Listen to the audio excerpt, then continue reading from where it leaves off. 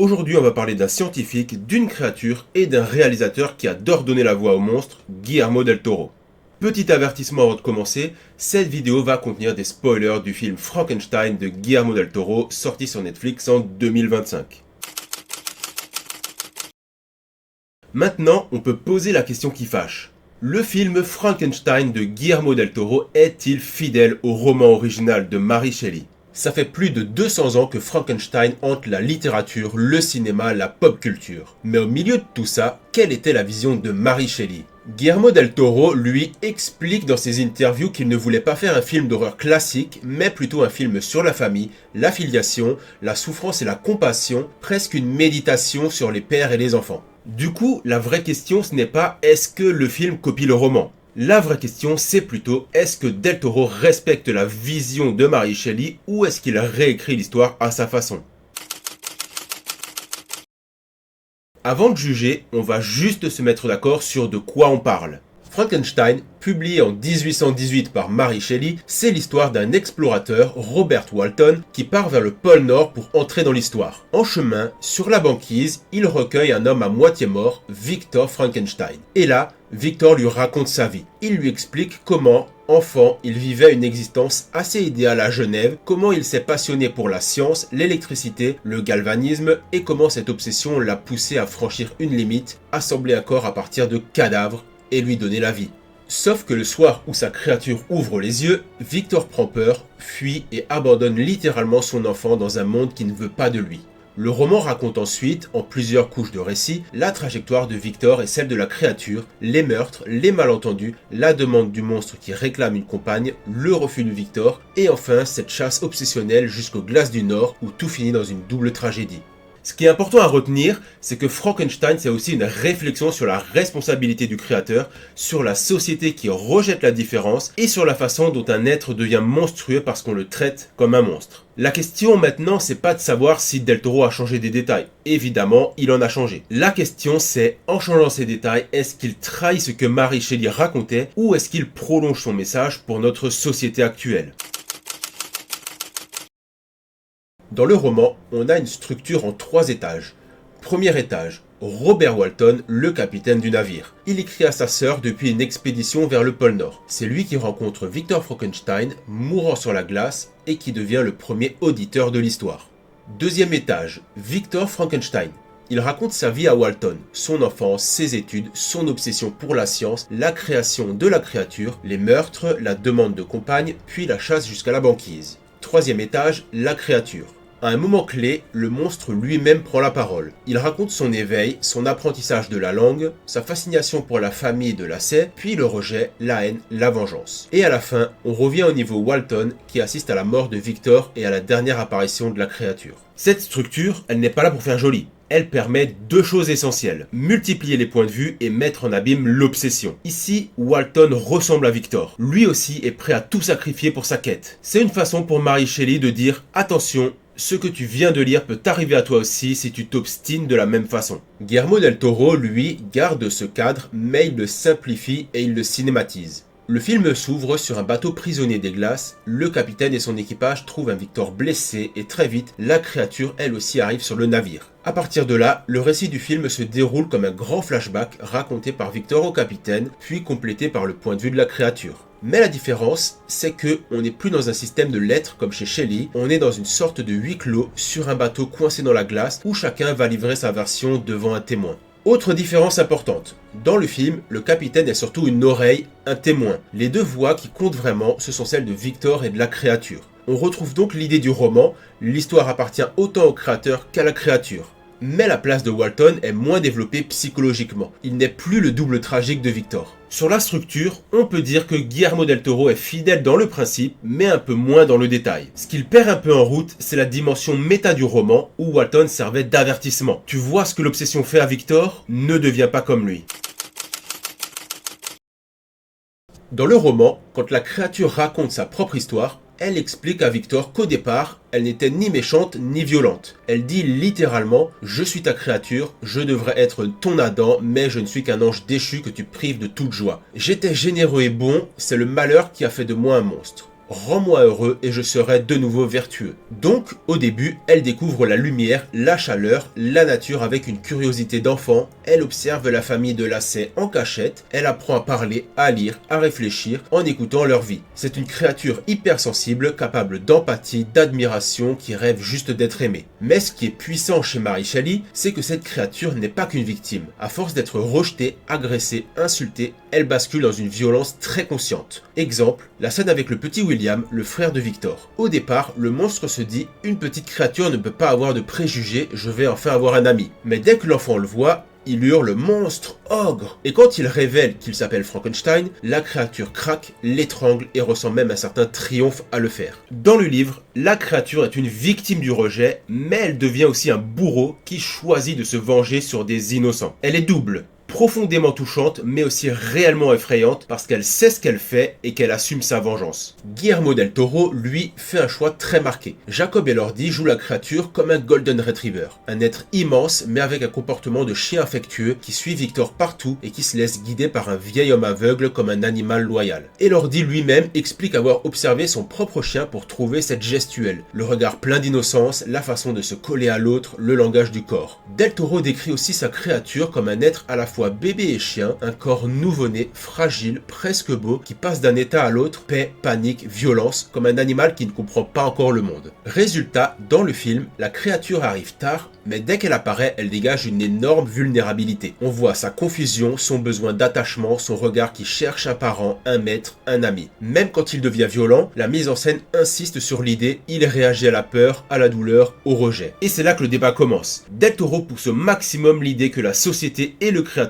ont fabriqué le monstre, que la créature n'est violente que parce qu'on l'a abandonnée, utilisée, maltraitée. Dans le roman, le monstre est sympathique, oui, mais il reste réellement monstrueux. Chez Del Toro, il est juste un enfant incompris qui ne tue qu'en légitime défense. En gros, la créature de Del Toro, c'est 90% victime, 10% coupable. Alors que chez Mary Shelley, c'est plutôt 50% victime, 50% coupable. Un autre point important, c'est la parole. Dans le roman, quand la créature parle, c'est presque choquant tellement elle est éloquente. Elle discute philosophie, justice, morale, elle explique sa souffrance avec des phrases longues, argumentées, elle fait littéralement un plaidoyer devant son créateur. Et la réalité, c'est que quasiment aucune adaptation ne respecte vraiment ce niveau de langage pour le monstre. Dans le film de Del Toro, la créature parle, mais l'accent est mis davantage sur le corps, le regard, les silences, la présence physique d'Elordi. Les dialogues sont plus simples, plus émotionnels, moins philosophiques que dans le roman. Mais c'est logique. On est dans un film qui vise le ressenti plutôt que le débat d'idées. Mais du coup, ça rapproche encore la créature de l'image du grand enfant blessé, moins de celle du maître orateur qui remet son créateur face à ses responsabilités.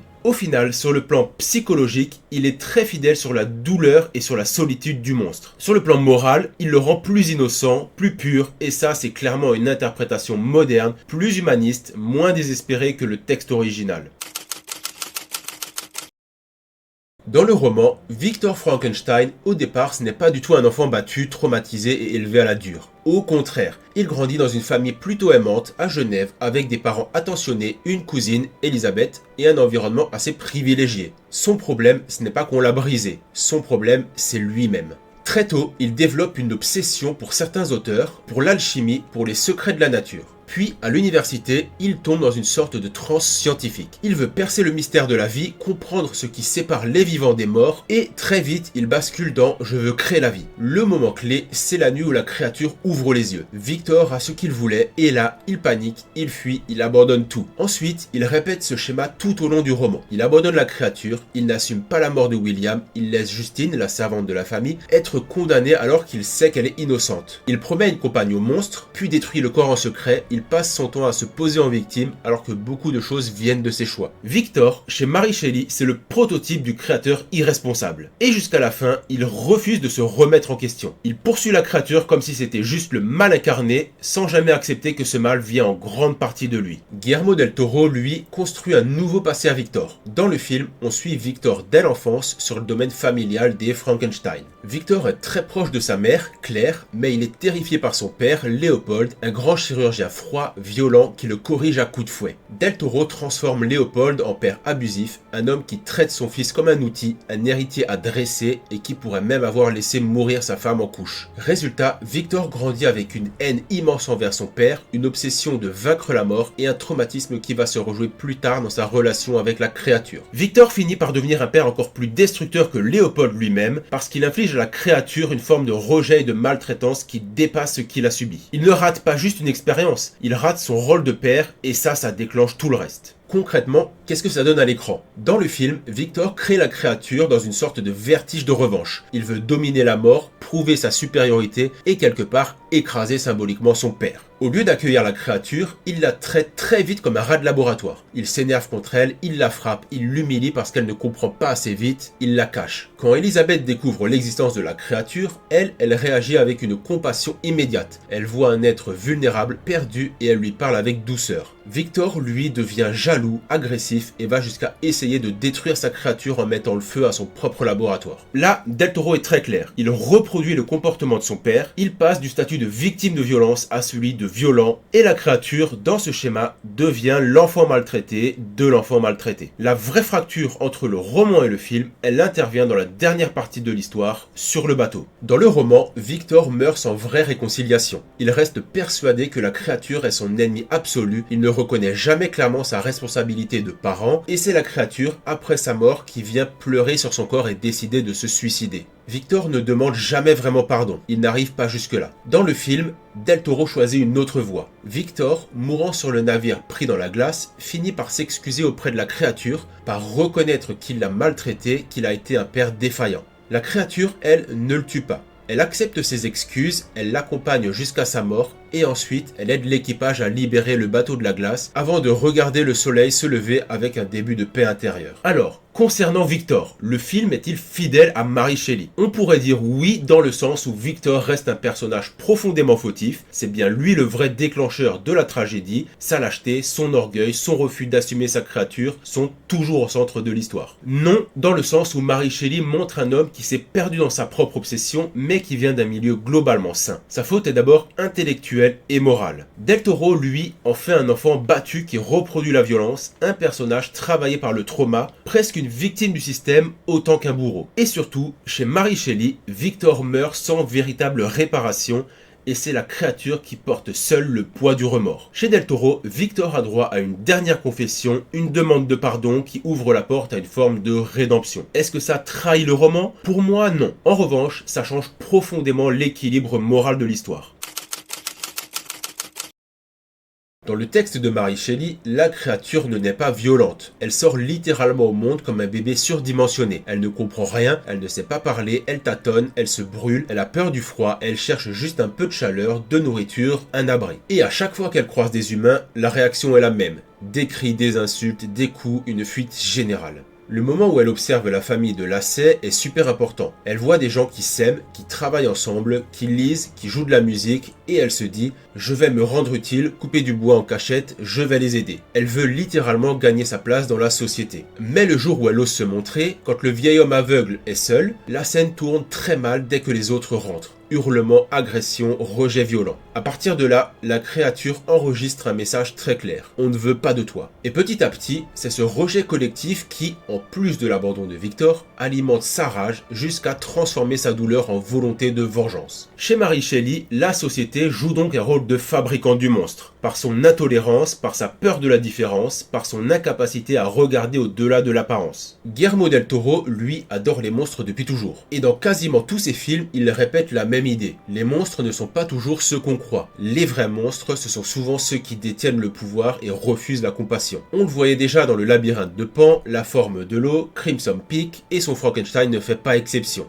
Del Toro reprogramme l'histoire pour en faire un récit où la vraie monstruosité vient de ceux qui refusent de voir l'humanité de la créature et pas de la créature elle-même. Dans le film, on retrouve donc les villageois qui paniquent à vue, les autorités religieuses ou politiques qui parlent de blasphème et de monstrueux affronts à l'ordre naturel, des bourgeois, des notables, des médecins qui voient la créature comme une erreur de laboratoire à éliminer ou un objet de spectacle. Certains plans montrent la créature encerclée, poursuivie, avec des torches, des armes, des cris. Un écho direct à l'iconographie classique de Frankenstein, mais filmé de manière à ce qu'on sente que la violence vient d'en face en permanence. violence. Ce que Del Toro change surtout, ce n'est pas qui est monstrueux, mais où il place la caméra. En l'occurrence, du côté de la créature, contre la foule. Ce qui rend cette adaptation intéressante, c'est qu'elle arrive en 2025, à un moment où on questionne beaucoup la façon dont le cinéma d'horreur représente le handicap, la difformité, la différence. Pendant des décennies, les films d'horreur ont utilisé la différence physique comme code visuel du mal. Si tu es défiguré, difforme ou anormal, tu es automatiquement suspect. Le Frankenstein de Del Toro prend clairement le contre-pied. La créature est physiquement dérangeante, oui, mais elle est filmée avec une vraie beauté gothique, presque comme une statue vivante. Les personnages vraiment inquiétants ont des visages parfaitement normaux. Le message est limpide. Ce n'est pas ton corps qui fait de toi un monstre, c'est ce que tu fais aux autres. C'est une lecture très moderne du texte de Mary Shelley, mais qui reste cohérente avec ce qu'elle écrivait. Déjà en 1818, elle questionnait la manière dont la société rejette ce qui ne rentre pas dans ses normes. Le roman est cruel, mais relativement peu graphique.